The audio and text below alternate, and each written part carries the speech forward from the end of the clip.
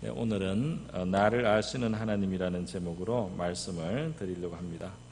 오늘 이 시편은 다윗이 지은 시편입니다. 다윗은 그 생애를 통해서 하나님을 많이 경험을 했는데 하나님에 대한 아주 중요한 진실을 하나 오늘 고백을 하고 또 우리에게 교훈해 주고 있습니다. 그것은 뭐냐면 하나님은 우리를 너무나 잘 아신다는 겁니다. 그러니까 다윗의 입장에서 다윗은 하나님이 다윗 자신을 너무나 자세히 알고 계신다는 이 사실을 다윗이 깨닫고 그것을 고백을 했습니다. 상대적으로 사람들은 그를 잘 이해하지 못했습니다. 우리도 사람들로부터 우리의 모든 속사정과 우리의 마음의 동기와 생각들을 다 이해받지 못할 때가 있어서 때로는 답답하게 생각할 때가 있습니다. 다윗이 바로 그랬습니다. 다윗은 심지어 자기 가족 안에서도 이해를 받지 못하거나 또는 인정을 받지 못하는 경우가 성경에는 나옵니다. 그의 부모도 그를 귀하게 여기지 않고 또 그의 형제들도 그를 인정해 주지 않았습니다. 그의 장인인 사울도 또 장이자 왕입니다. 자기가 섬기는 자기의 왕이 자기를 또 제대로 인정해 주지 않고 바르게 대해 주지 않았습니다. 다윗의 아내도 다윗의 마음과 생각을 바로 이해해 주지 못했던 그런 부분이 성경에는 나오고 있습니다. 또 그의 아들 압살롬도 이 다윗의 아버지의 마음을 아버지가 그 아들을 어떻게 사랑하는지를 사실은 모르고 그걸 알았더라면 그렇게 반역을 할 수는 없었을 것입니다. 아들에게도 그 마음을 이해를 받지 못한 것이 다윗의 모습이라고 할 수 있겠습니다. 여러분, 사람들은 우리의 마음을 다 알아주지 못할 수 있지만은 하나님께서 우리의 모든 처지와 또 우리의 마음과 심사까지 정확히 알고 계시고 또 도우심을 거기에 따라 베풀어 주시는 하나님이시라는 것을 다윗이 경험을 하고 지금 남긴 시편이 바로 이 139편이라고 할 수 있겠습니다. 오늘 본문에서 먼저 우리가 다윗이 고백하는 나를 정말 가장 잘 아시는 그 주님에 대해서 생각을 해보겠습니다. 1절에서 3절에 보니까 이렇게 말하고 있습니다. 여호와여, 주께서 나를 살펴보셨으므로 나를 아시나이다. 주께서 내가 앉고 일어섬을 아시고 멀리서도 나의 생각을 밝히 아시오며 나의 모든 길과 내가 눕는 것을 살펴보셨으므로 나의 모든 행위를 익히 아시오니 그랬어요. 자기의 모든 것을 하나님은 다 보시고 있고 살피시고 있고 겉모습뿐 아니라 나의 생각도 밝히 아신다고 그렇게 말했습니다. 4절에 나가면 내 혀의 말을 알지 못하시는 것이 하나도 없나이다. 그래서 하나님은 우리 모든 것을 말이죠. 우리의 행동, 생각, 우리의 말하는 것. 그런데 우리 인간의 이 말은 특히 우리 자신이 어떨 때는 후련하지가 않을 정도로 표현이 부족합니다. 다른 사람에게 뭘 말하려고 했는데 정확하게 내 의도대로 전달이 안 되는 것을 우리가 볼 때가 있습니다. 나의 문제일 때도 있고 상대방의 문제일 때도 있는데 잘 전달이 정확히 안 돼요. 그럴 때가 있는가 하면 하나님 앞에 기도를 하고 하나님 앞에 아뢰는 데 있어서도 내 표현이 부족하고 내가 적당하게 이걸 다 하나님 앞에 토로했는지 마음에 그렇게 차지 않을 때도 있습니다. 그런데 내 혀의 이 말들을 하나님은 알지 못하시는 것이 하나도 없으십니다. 이렇게 다윗은 고백을 하고 있습니다. 비록 이 어눌한 말이라 할지라도 하나님은 우리가 말하려고 한 그 뜻까지 다 아신다는 것이죠. 다윗은 그렇게 하나님이 자기를 완전히 이해해 주시고 있다는 사실을 깨달았습니다. 그는 뒤에 가면 오늘 읽은 부분 뒤쪽으로 가면은 그가 만들어지던 다윗이 이제 잉태가 되고 몸이 형성되던 그때부터 하나님은 다윗을 지으시고 그 영혼을 만드신 하나님이시다. 그러니까 나를 창조하신 분이기 때문에 하나님은 속속들이 나를 너무나 잘 알고 계시다는 그런 고백을 이 시편 뒤쪽에 가면 하고 있습니다. 주께서 내 내장을 지으시며 13절에 보면 나의 모태에서 나를 만드셨나이다. 내가 주께 감사하오면 나를 지으심이 심히 기묘하심이라. 주께서 하시는 일이 기이함을 내 영혼이 잘 아나이다. 내가 은밀한 데서 지음을 받고 땅의 깊은 곳에서 기이하게 지음을 받은 때에 나의 형체가 주의 앞에 숨기지 못하였나이다. 나를 만드신 하나님이 나를 속속들이 다 아시고 있다고 그렇게 말을 하고 있는 것입니다. 예수님께서도 이 천지를 주관하시는 우리 하나님 아버지의 세밀하신 그 간섭하시고 세밀히 우리를 아시고 살피신다는 사실을 마태복음 10장에서 말씀을 해주셨습니다.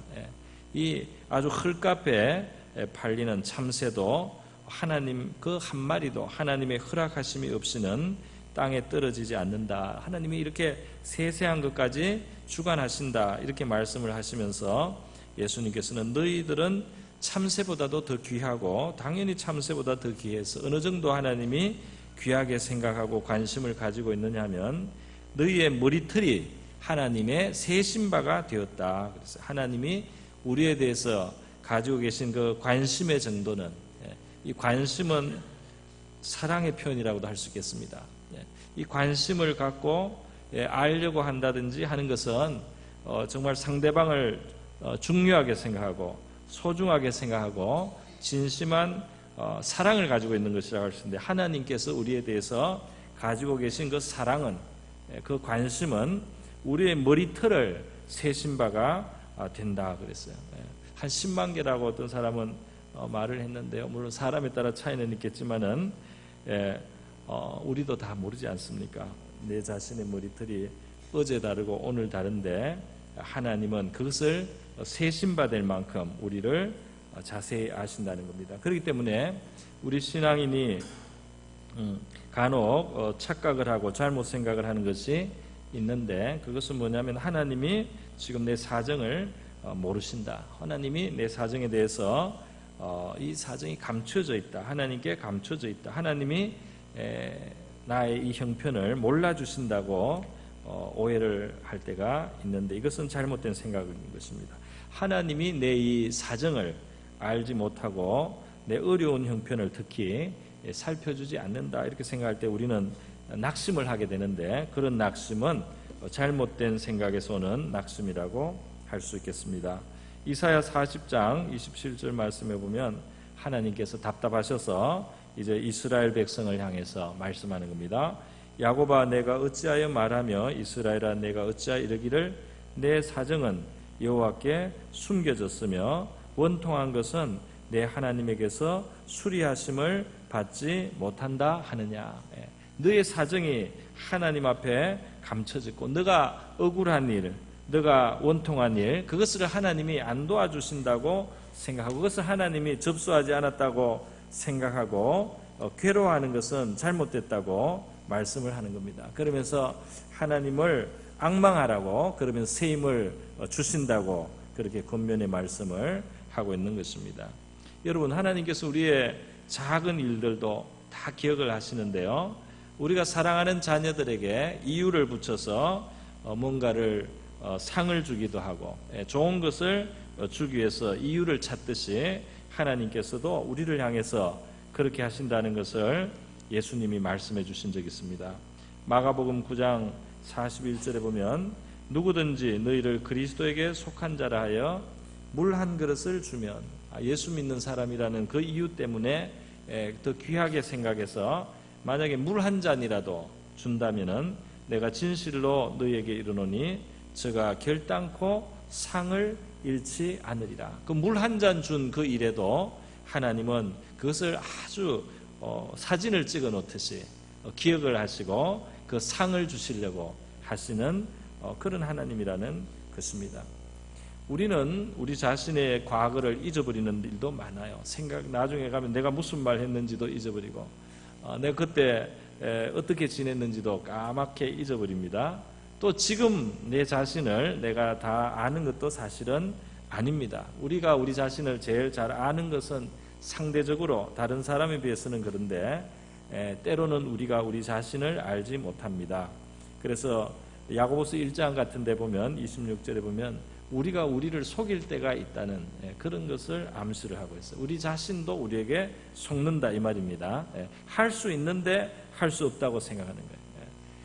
이렇게 하면 할 수 있는데 자기는 할 수 없다고 자기 자신이 착각을 합니다. 또 자기는 할 수 없는데 그 당연히 할 수 있는 것으로 착각을 하고 있을 때도 있습니다. 우리 자신을 잘 모르는 거예요.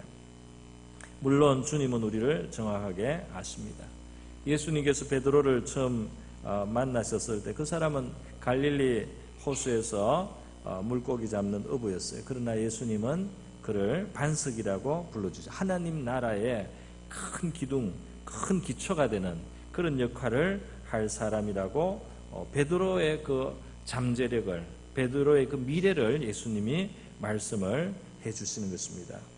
또 베드로가 자신이 자신 있게 생각하는 부분에 대해서 예수님은 베드로가 그 부분에 있어서 약하다는 것을 알고 계셨습니다. 베드로는 절대로 어떤 위험이 와도 자신은 예수님을 배반하거나 버리지 않을 거라고 확신하고 있었는데 예수님은 베드로가 그렇게 하지 못할 거라는 것을 아시는 거예요. 베드로가 그렇게 못한다. 베드로가 위험한 일을 당하면 예수님을 부정하고 배반할 수 있는 자라 하는 것을 예수님이 아셨습니다. 예수님은 베드로의 잠재력도 아셨고 베드로의 연약한 부분도 아셨는데 베드로는 자기를 그거를 몰랐던 겁니다. 베드로는 자기가 얼마나 주님께 쓰임을 받을 수 있는 존재인지도 몰랐고 동시에 자기가 얼마나 약한 자로서 주님의 도우심이 아니면 회복될 수 없는 정도의 연약한 자라는 것을 자기는 알지를 못하고 있었어요. 근데 주님은 다 아셨습니다. 그걸 다 아시면서 주님은 그를 불러주셨고 그를 가르쳐 주셨고 또 그를 끝까지 참아주셨고 또 용서해 주셨고 그를 다시 새 힘을 주셔서 그가 다시 주님을 섬기고 그의 소명을 다 이룰 수 있도록 그렇게 주님께서는 베드로를 대하여 주셨던 것입니다. 그 베드로의 연약했던 부분 맞아요. 베드로가 예수님을 배반할 것을 예수님이 아시면서도 하신 말씀이 누가복음 22장에 되어 있지 않습니까? 32절에 보면 너는 돌이킨 후에 내 형제를 굳게 하라. 네가 지금 자신하지만은 너는 그 일에 실패할 것이다. 너는 실패하지만은 그러나 너가 다시 회복되도록 내가 기도한다. 그리고 너가 실패했던 자리에서 회복되면은 너는 많은 사람을 도와줄 수 있게 그런 역할을 하게 한다. 내가 그렇게 너를 사용하겠다. 그렇게 예수님께서는 베드로가 모르는 베드로를 아시면서 그를 사랑하시면서 그를 붙들어 주셨습니다. 주님께서도 우리가 다 알지 못하는 우리를 살펴보시고 아시고 또 기대하시고 또 용서해 주시고 또 붙들어 주시는 줄 믿습니다. 우리가 다 모르는 우리를 주님은 돌보시는 거예요. 여러분 삭개오는 세리장이었어요. 많은 사람들이 볼 때는 편견을 가지고 보는 사람이었습니다. 좋지 않은 사람이에요. 민족의 배반자라고도 합니다. 저 사람은 이익을 위해서 나라를 팔고 민족을 판 사람처럼 많은 사람들은 생각했지만 삭개오의 마음속에 세리장 삭개오의 마음속에는 참된 구원에 대한 관심이 있었습니다. 그는 하나님에 대한 진정한 속에 관심이 있었던 사람이에요. 그래서 예수님이 지나가실 때 뽕나무 위에 올라가서 키가 너무 작으니까 다른 사람을 가려서 볼 수가 없어요. 그러니까 이 사람은 뽕나무에 올라가서 예수님을 내려다보려고 하는데 예수님이 그 나무 밑에 오셔서 삭개오 이름을 부르지 않습니까? 깜짝 놀래 처음 보는 사람이 자기 이름을 부르면 얼마나 놀라겠어요. 그 부르는 순간에 만약 우리 주님이 저와 여러분의 이름을 불러주시고 우리가 혹시 듣게 된다면 그 소리를 듣는 순간 우리가 알게 될 것이 있어요. 그건 뭐냐면 이분이 나를 다 알고 계시구나. 이분이 정말 나를 속속이 다 아시고 과거로부터 지금까지 내 모든 것을 아시는 분이 지금 나를 부르시는구나. 그렇게 아마 느낄 거라고 믿습니다. 주님께서 삭개오를 부르시면서 그 마음속에 아무도 알아주지 않았던 신앙을 주님은 보셨어요. 그래서 내가 오늘 너의 집에 가서 먹을겠다. 많은 사람들은 삭개오를 죄인 취급을 하고 상대를 하지 않는데 주님은 상대해 주실 뿐 아니라 그 집에 들어가셔서 그에게 영예를 주셨습니다. 네. 그의 사회적인 어떤 위신이나 평판에 그 말하자면 치료를 주신 거예요. 주님께서 그 집에 가셨다는 것은, 그를 인정해 주셨다는 것은 삭개오가 그동안 가져왔던 많은 상처와 아픔을 치료하는 능력이 되었습니다. 그리고 예수님께서는 이 삭개오의 집에 오늘 구원이 임했다고 말씀을 해주시고, 삭개오도 너무 기뻐서요, 정말 신앙인으로서 해야 될 그런 결단을 하는 것입니다. 그래서 자기가 다른 사람에게 빼앗은 것을 4배로 갚아주고 말이죠. 또 자기 재물을 절반을 또 사람들, 없는 사람들이 나눠줘서 하나님의 백성답게 자기가 행동하겠다고 그렇게 예수님 앞에 고백하는 모습을 우리가 볼 수가 있습니다. 그럴 사람이라는 것을 아무도 몰랐어요. 그럴 수 있는 믿음의 사람이라는 것을, 그럴 수 있는 신앙의 사람이라는 것을 아무도 몰랐지만 예수님은 아시고 삭개오를 그 집에까지 방문해 주시는 것입니다. 예수님 앞에 나다나엘이 나왔을 때도 사람들은 이 나다나엘이 그냥 웬만한 사람이라고 알았는지 모르지만 예수님은 정확히 그 마음속에 무엇이 있는지를 아셨어요. 그래서 참 하나님의 백성이다, 마음에 간사함이 없다 그랬어요. 그리고 그가 예수님을 만나기 전에 어디에 있었는지, 또 무엇을 했는지, 무슨 생각을 했는지 예수님이 다 알고 계시다는 것을 이 나다나엘이 알게 하셨습니다. 나다나엘이 예수님의 말씀을 듣고는 이스라엘의 임금이다, 메시아라고 예수님 앞에 고백을 할 수 있었던 것입니다. 여러분, 저와 여러분의 모든 사정과 모든 역사와 모든 속에 숨겨진 것까지 다 아시는 주님이 우리를 찾아오시고 또 우리를 부르시고 오늘 우리의 예배를 받고 계신 줄 믿습니다. 주님이 우리를 구원하시고 주님이 우리를 돌보시는 것입니다. 우리의 모든 사정을 아시는 그 주님이 우리를 돌보시고 있고 우리를 인도하시는 것입니다. 오늘 두 번째로 제가 함께 살펴보기 원하는 주제가 이제 있습니다. 그것은 뭐냐 하면은 다윗이 7절에서 10절까지 고백을 하는 대로 내가 어디로 갈지라도 주님이 거기에, 주님의 영이 함께 계신다는 고백입니다. 내가 주의 영을 떠나 어디로 가며 주의 앞에서 어디로 피하리까? 내가 하늘에 올라갈지라도 거기 계시며 스올에 내 자리를 펼지라도 거기 계십니다. 이 스올이라는 것은 이전에 음부라고 번역을 했습니다. 지옥 비슷한, 지옥이라고도 할 수 있는 그런 곳입니다. 그래서 내가 높이 하늘까지 올라가도 거기에 주님을 피할 수가 없고, 내가 대기권 밖으로 올라가든지 하늘까지 올라가든지 에베레스트로 올라가든지 하여튼 높은 곳에 올라가도 주님 계시다. 내가 낮고 낮은 곳에 땅 밑에 저 지하세계 스올에 지옥까지 내려갈지라도 거기에 주님이 계시고, 내가 새벽 날개를 치며 바다 끝에 가서 거주할지, 내가 일찍부터 날개를 치고 멀리 날아가서 바다 끝에 가서 세상 끝까지 가서 내가 나갈지라도 주님이 바로 거기에 계시다, 그렇게 고백을 하고 있습니다. 그러면서 거기서도 주의 손이 나를 인도하시며 주의 오른손이 나를 붙드시리다 그랬어요. 주님이 어디 있으나 우리가 주님을 어디서도 피할 수 없다는 것은 어떤 경우에는 굉장히 감사한 일이고 어떤 경우에는 참 두려운 일이기도 합니다. 요나는 주님이 없는 곳을 찾아갔습니다. 주님께 불순종하고 주님을 좀 상대하기 싫어서 말이죠. 바다로, 지중해로 멀리 나가고, 그리고 그 배 속에서도 제일 밑창에 내려가서요, 또 자기 의식을 이게 끄습니다. 잠을 들었어요. 그러니까 멀리 바다 끝으로, 그리고 배 밑창으로, 그리고 자기 의식 회로를 턴오프, 끄가지고 잠까지 들었는데, 그렇다고 주님을 피할 수 있습니까? 요나서 1장에서 그렇게 요나가 주님을 피하려고 그렇게 노력을 해도 마침내 주님은 풍랑을 일게 하고 배를 흔들고 또 거기에 선장과 사람들을 동원해서 요나를 깨워내고 하나님을 대면하지 않을 수 없도록 그렇게 만들어 주셨습니다. 어떤 사람에게는 이 하나님이 어디에서나 함께 계신다는 이 사실이 굉장히 감사한 일이 되고 소망이 됩니다. 요셉은 팔려서 애굽에 가고 또 억울한 누명을 쓰고 감옥에 들어갔는데 아무리 깊은 감옥, 모든 사람들의 오해로 에워싸이는 그 감옥 말이죠. 그리고 자기의 힘으로는 하나도 어떻게 할 수가 없는 그런 큰 권세가 자기를 누르고 그리고 가두고 깊은 곳에 묶어놨지만은 바로 그 자리에 하나님이 함께 계셨단 말이죠.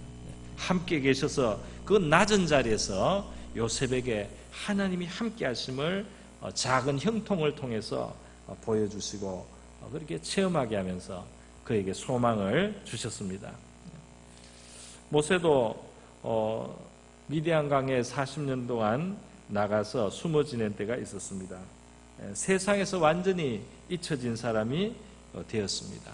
과거에는 그가 많은 사람들 앞에 바로의 그 딸의 공주의 아들로서 인정을 받고 영광도 있었던 사람이지만은 광야로 도망을 가서 살인자의 그런 신분으로서 도망을 가서 지날 때는 완전히 40년의 그 세월 동안에 자기 자신이 말을 잘하던 사람이 말을 못하게 될 정도로 그렇게 변하고 또 나이가 들었습니다. 그런데 하나님께서는 이 모세를 기억하시고 출애굽기 3장에 보면 모세를 부르시고 찾아오셔서 말이죠. 이 모세와 함께 하나님의 일을 이루시기를 원하셨던 것입니다.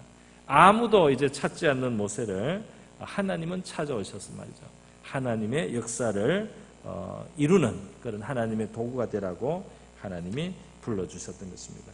여러분, 우리 성경에는 하나님께서 우리가 생각할 때 굉장히 이제는 웅덩이에 빠진 것 같고 혹은 나라의 운명이 끝난 것 같고 그 이제 더 이상 희망이 없어 보이는 바로 그런 자리에 있는 하나님의 백성들에게 함께 하시고 그들 가운데 자기를 나타내시고 그들을 도와주시고 그들에게 응답하시는 그런 기록이 너무나 많이 있어요.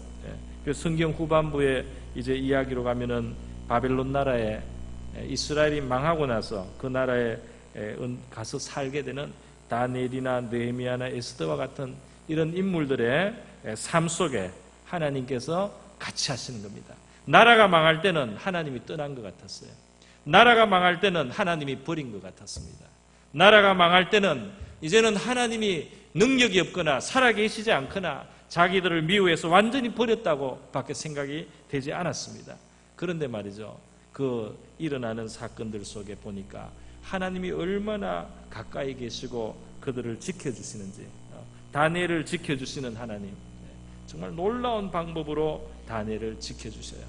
그 다니엘이 하나님을 위해서 기도하기를 쉬지 않았을 때 사자굴 속에 들어간 다니엘을 지켜주시는 하나님의 모습이 있습니다. 그의 기도를 응답해 주셔서 비밀한 하나님의 계시를 깨닫게 해주십니다.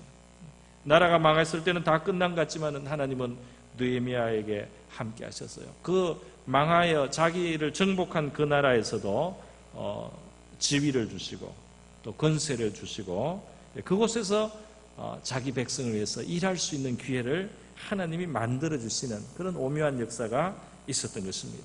에스더 왕비도 마찬가지예요. 고하고 삼촌이 길렀습니다. 사촌 오빠가 길렀습니다. 그런데 에스더가 나라를 위해서 중요한 역할을 할 수 있도록 하나님께서는 만들어 주셨습니다. 마태복음 17장에 보면은 우리의 얼마나 그 작은 데까지 주님이 관심을 가지고 계신지를 보여준 한 가지 사건이 있습니다. 베드로가 세금 내는 문제 때문에 고민을 했어요. 세금 때문에 이때 성전세를 내야 됐던 것입니다. 반세개씩 성인들이 있는데 그 몇 푼 안 되는 돈이지만은 돈이 없었어요. 그래서 베드로가 고민을 하고 이제 들어왔습니다. 세금 독촉을 받고 들어왔어요. 세금 독촉을 받고 들어왔더니 예수님이 아시는 겁니다. 베드로의 근심을 알고 계세요. 그래서 바로 예수님이 가서 어떻게 하라고 가르쳐 주세요. 그래서 베드로가 예수님의 말씀을 지시를 받고 가서 좀 신기한 방법입니다. 낚시를 했더니 물고기가 잡히는데 물고기 입에 동전이 하나 있어가지고 거기에 딱 세금 낼 돈으로 딱 있는 거예요. 하나님께서 주님께서 세금을 걱정하는 베드로의 마음을 아시고 그 문제를 해결해 주시고 도와주시는 것을 성경에 기록했다 이 말입니다. 할렐루야. 우리의 그 걱정거리를, 우리의 그 작은 문제들 주님께서 아시고 계신 것을 우리가 알아야 될 줄 믿습니다. 주님 어떻게 해결해야 되겠습니까? 주님의 방법을 가르쳐 주십시오. 주님이 그냥 쉽게 해결해 줄 수도 있지만은 해결하는 방법을 가르쳐 주셔서 우리로 하여금 순종을 통해서 문제를 해결하실 수 있다는 것을 우리가 기억해야 되겠습니다. 여러분, 바울은 좀 다른 방법으로 주님이 그를 잘 아시는 것을 경험했습니다. 바울은 어떤 주님을 경험했느냐 하면은 주님이 바울을 굉장히 오래 참아주셨어요. 교회를 막 핍박하고 교인들을 막 잡아서 가두고 죽게도 만들고 이렇게 했는데 주님은 그렇게 교회를 핍박하는 바울 속에 나중에 주님을 위해서 목숨을 바칠 수 있는 충성된 일꾼의 그릇을 보셨습니다. 할렐루야.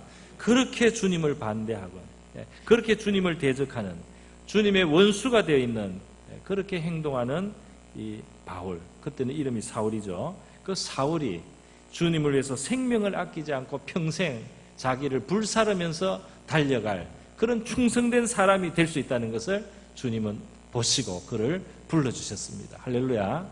그래서 그렇게 교회를 핍박하던 바울이 나중에 주님 만나고 변화를 내니까 정말 그 사람을 아무도 따라갈 수 없을 정도로 그 사람의 생애는 완전히 하나님 앞에 100%, 200% 완전히 헌신된 너무나 충성된 그런 삶을 살게 된 겁니다. 뿐만 아니라 하나님은 이 바울에게 많은 영감과 은혜와 계시를 주셨어요. 심지어는 천국에 대해서까지 계시를 주셨는데 바울의 말로는 천국을 직접 갔다 왔는지 영혼만 갔다 왔는지 자기가 그거는 잘 모르겠단 말이에요. 그건 정신이 없어서 잘 모르겠는데 하여튼 삼층천에 갔다가 왔다는 그런 이야기까지 했습니다. 그런데 바울이 너무나 원래 학식도 많은 사람이고 사회적인 신분도 높은 사람인데다가 신령한 것까지 받았기 때문에 주님께서는 바울에게 무엇이 필요한지를 아셨는데 그것은 바로 육체의 가시였어요. 바울에게는 육체의 가시가 필요하다. 그 질병입니다. 질병이 필요해서 이 사람이 너무나 많은 것을 받았기 때문에 그 가시를 하나 가지고 있으면서 자기가 연약한 인생인 줄 알고 교만해지지 않아야만, 자기를 높이고 자고하지 않아야만 주님의 은혜 가운데 머물 수 있다는 것을 아시고 그에게 가시를 허락해 주셨다. 주님이 바울을 아시고 그가 은혜 가운데 떠나지 않도록 하는 그 방법까지 주님은 알고 계셨던 것입니다. 여러분, 우리 자신을 주님께서는 절대로 잊지 않으신다는 이 사실을 기억하시기를 바랍니다. 주님은 우리의 모든 자리를 다 알고 계신 것입니다. 여기 지금 하늘 끝과 그죠? 그리고 이 바다와 이 스올 음부는 이 위치적인 공간적인 것이기도 하지만은 또 그 상징적인 의미도 있는 것 같아요. 우리가 어떤 밑바닥에 떨어졌을지라도 그곳에 우리 처해 있다는 사실을 주님은 아십니다. 우리가 아무리 올라가도 우리가 연약한 우리의 모습을 주님은 아십니다. 우리가 아무리 주님께로부터 멀리 떠난 것 같아도 주님은 우리가 어디까지 지금 가 있는지를 아시는데 중요한 것은 거기에서 주의 손이 나를 인도하시며 그랬어요. 거기서도 주의 손이 나를 인도하시며 주님의 손이 우리를 인도하시기를 포기하거나 버리는 자리는 없다는 것입니다. 이제는 주님이 나를 더 이상 도와주실 수 없다. 그런 자리가 없다는 것입니다. 바다 끝에 가도 거기서부터 주님은 나를 인도하실 수 있단 말입니다. 내가 지옥까지 내려가도 주님은 거기서부터 나를 끌어올리시고 나를 인도하셔 내시고 또 나를 붙들어 주실 수 있다 이 말입니다. 그래서 말이죠, 주님이 우리를 정확히 아시는 주님이 우리를 버리지 아니하시고 떠나지 아니하시는 줄 믿으시기 바랍니다. 하늘 보좌를 뒤로 하고 오시지 않았습니까? 우리의 이 세상에 오신 것은 하늘나라로 보면 지옥에 이미 온 거나 마찬가지예요. 가장 낮고 천한 자리까지 오신 것은 우리를 살리려 하시며 우리를 구원하려 하시며 우리를 이 자리에서 복된 인생으로 또 영생으로 하늘나라의 상속자로 그렇게 우리를 이끌어 가시기 위해서 주님이 오신 줄 믿습니다. 그 영광을 주시기 위해서 말이죠. 이 죄인들에게 영광을 주시기 위해서, 이 죄인들에게 구원을 주시기 위해서, 이 죄인들에게 영생을 주시기 위해서 주님이 찾아오셨습니다. 우리 주님이 어떠한 자리에 있든지 우리를 거기서부터 인도하신다는 이 사실을 기억하시고 주님께 소망을 두고 기도하시면서 믿음으로 행진하시는 저와 여러분 될 수 있기를 축원드립니다. 우리 다 같이